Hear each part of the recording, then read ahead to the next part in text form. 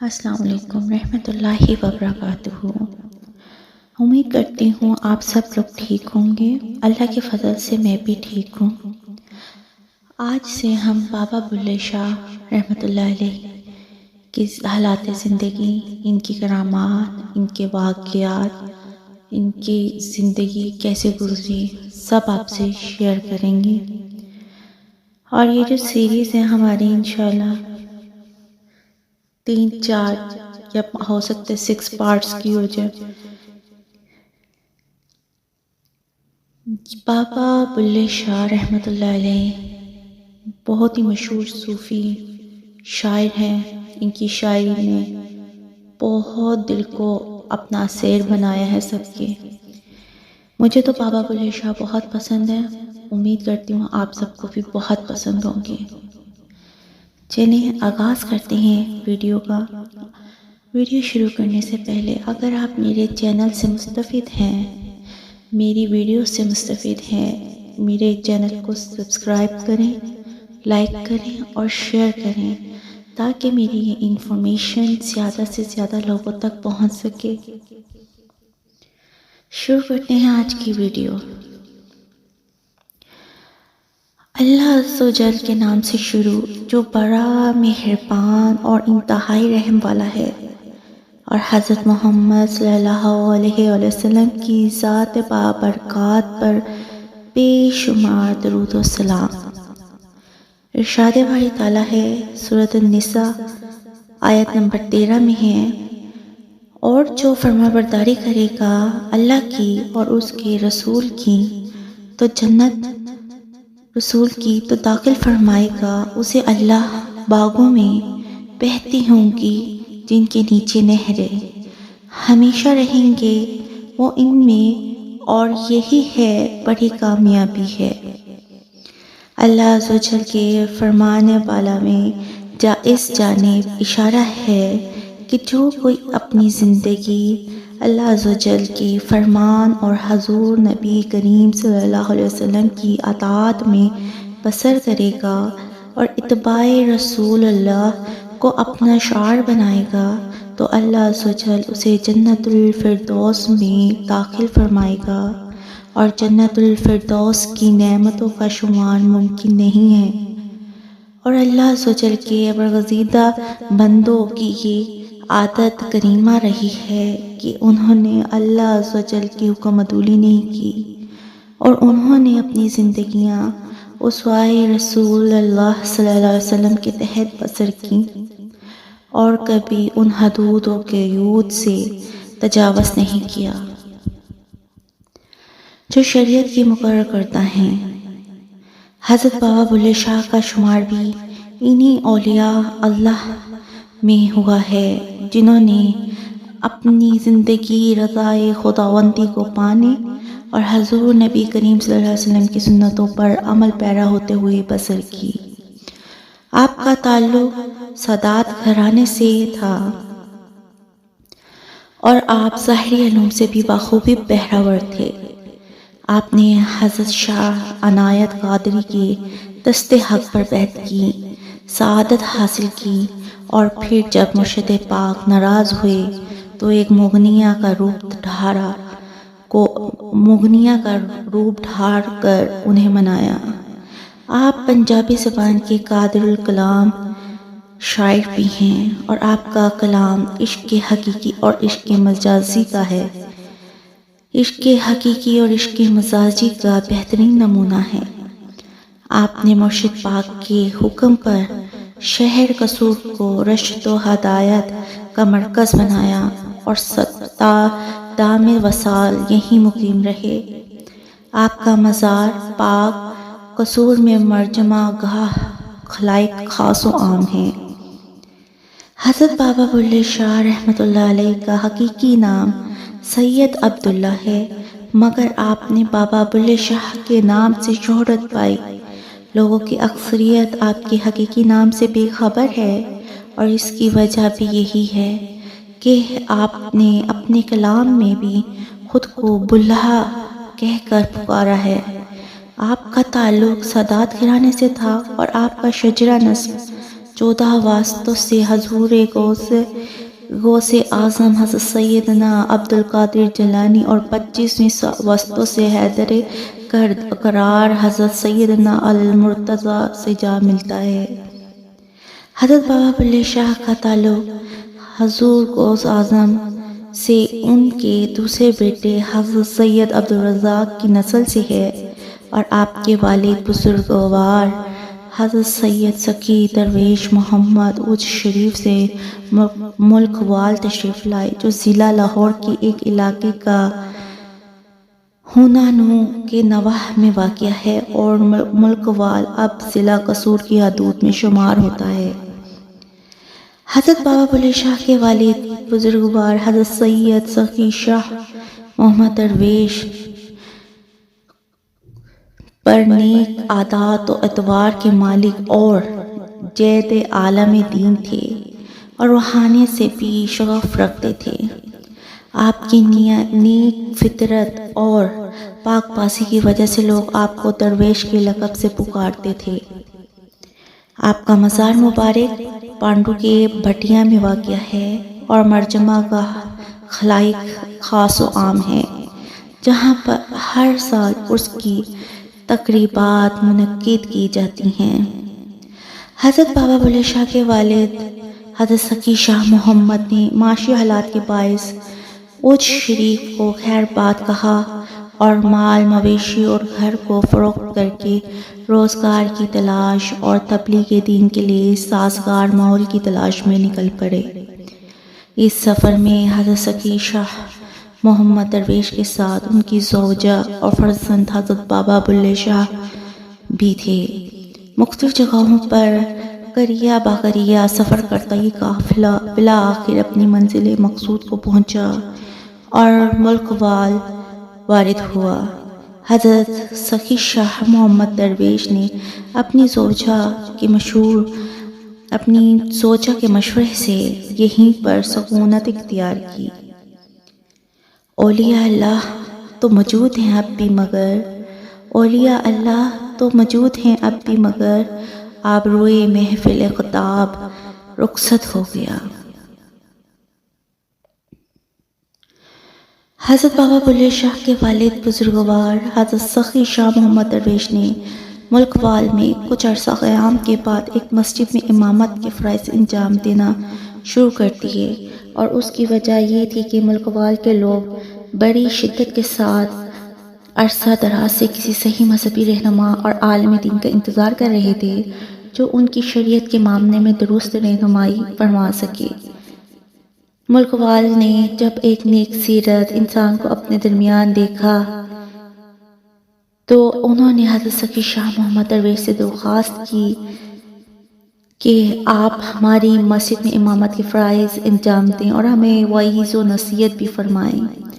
حضرت سکی شاہ محمد درویش چونکہ خود بھی مذہبی رجحان رکھتے تھے اور اسی وجہ سے آپ نے اپنا آبائی وطن چھوڑا تھا، اس لیے ملک وال کے لوگوں نے درخواست پر امامت شروع کر دی اور اس کے ساتھ ساتھ لوگوں کو وعظ و نصیحت بھی شروع کر دیا، جو اس علاقے کے لوگوں کے لیے نئی بات تھی۔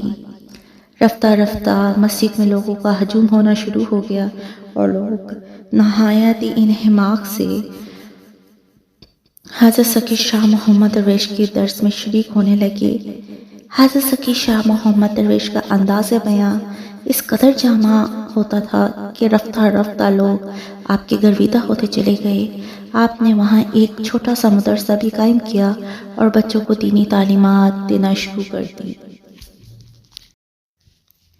حضرت سخی شاہ محمد درویش کو ملک وال میں آباد ہوئے کچھ عرصہ ہی نہیں گزرا تھا کہ آپ کو ایک مرتبہ پھر وہاں سے پانڈو کے نامی گاؤں منتقل ہونا پڑا، اور اس کی وجہ یہ تھی کہ ایک صاحب ثروت چودھری پانڈو اکثر تلوندی گاؤں سے ملک وال اپنے عزیزوں کے ہاں آیا کرتا تھا، اور یہ تلوندی گاؤں ملک وال سے قدرے فاصلے پر واقع تھا۔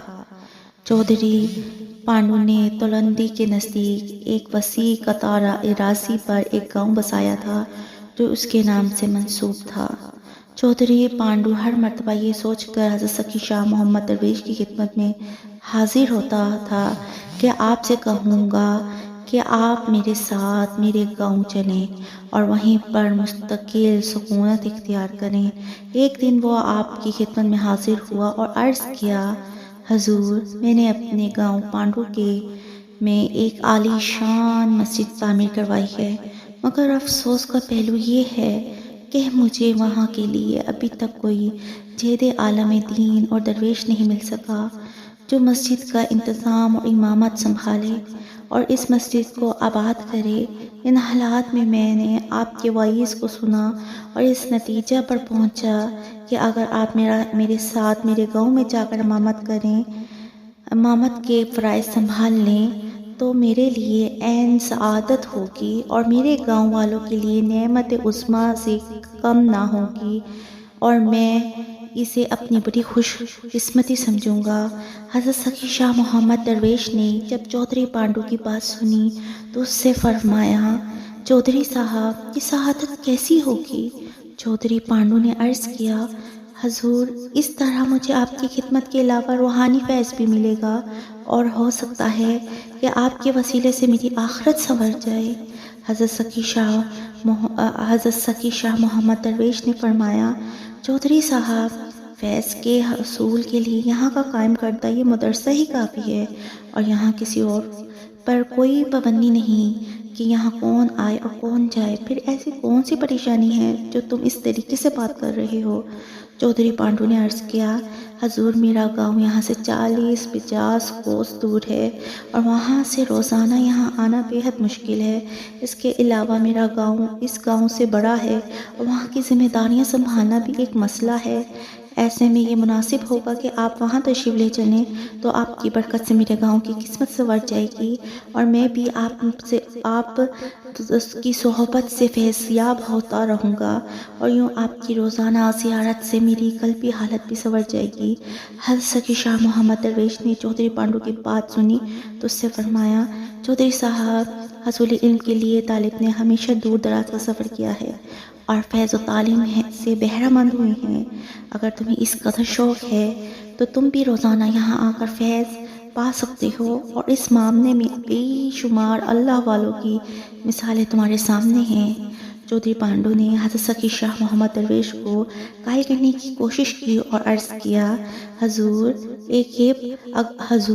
اگرچہ یہ بات درست ہے کہ میرے لیے آپ کی بات سے اختلاف کرنا ممکن نہیں، لیکن آپ جانتے ہیں پورے گاؤں کی ذمہ داریاں میرے کندھوں پر ہیں، اور وہاں سے روزانہ میری غیر حاضری سے بے شمار مسائل پیدا کر سکتی ہیں جن سے عہدہ برا ہونا میرے لیے مشکل ہو جائے گا۔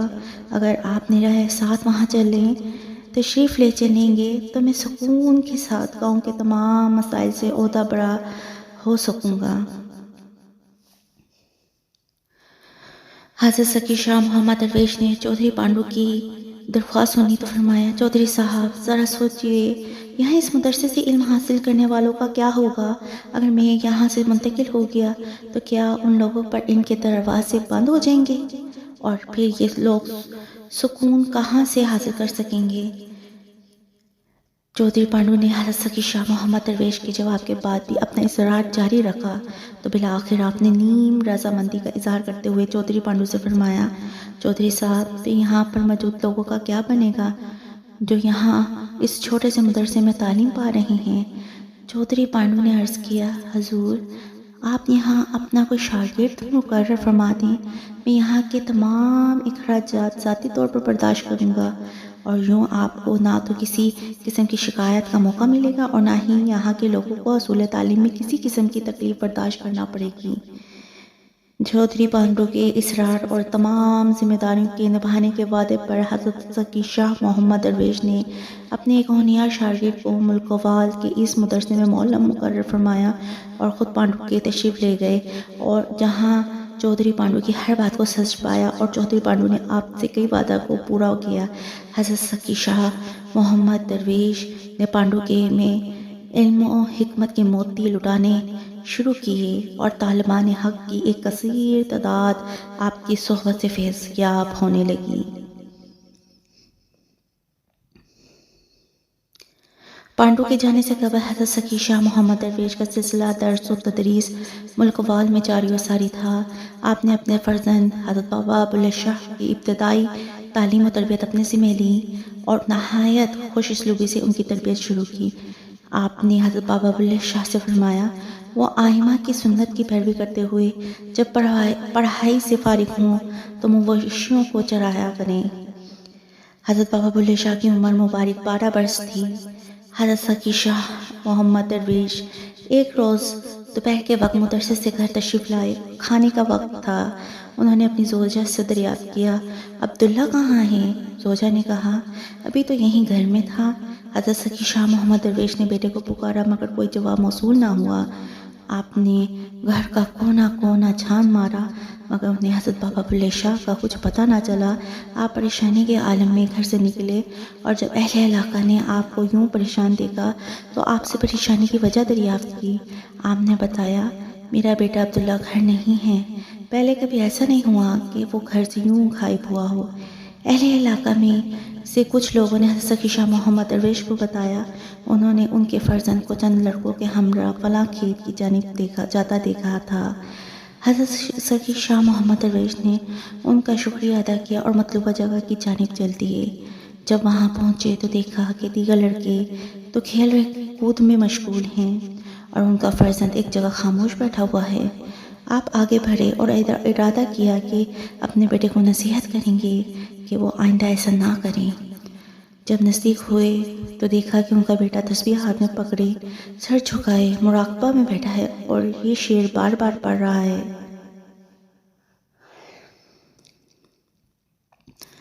لوکاں دا چپ مالیاں نے باپے چپ مال ساری عمرہ مالا پھیری ایک نہ خطہ وال۔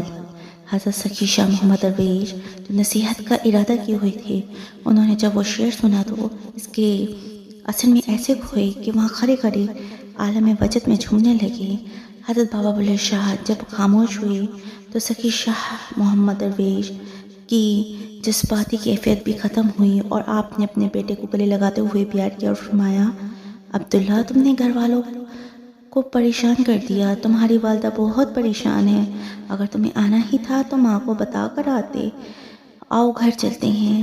پھر گھر جاتے ہوئے حضرت سکی شاہ محمد درویش نے حضرت بابا ابواللہ شاہ سے پوچھا عبداللہ تم جو شعر پڑھ رہے تھے وہ تم نے کہاں سے سنا؟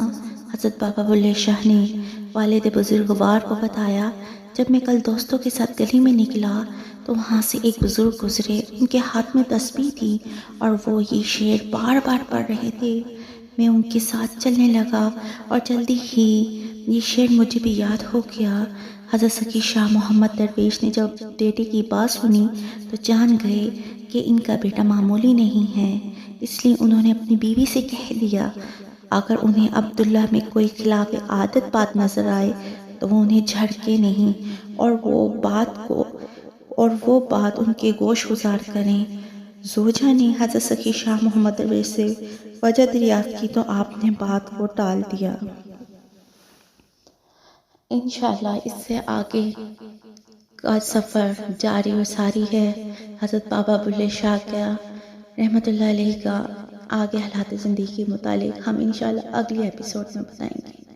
ہمارے ساتھ جڑے رہیے گا اور ہماری ان سیریز کو ضرور دیکھیے گا اور اچھی لگے تو لائک کریں اور آگے زیادہ سے زیادہ شیئر کریں تاکہ بابا ابواللہ شاہ کے متعلق جس کو جو معلومات لینی ہے اس تک پہنچ سکیں۔ اللہ حافظ۔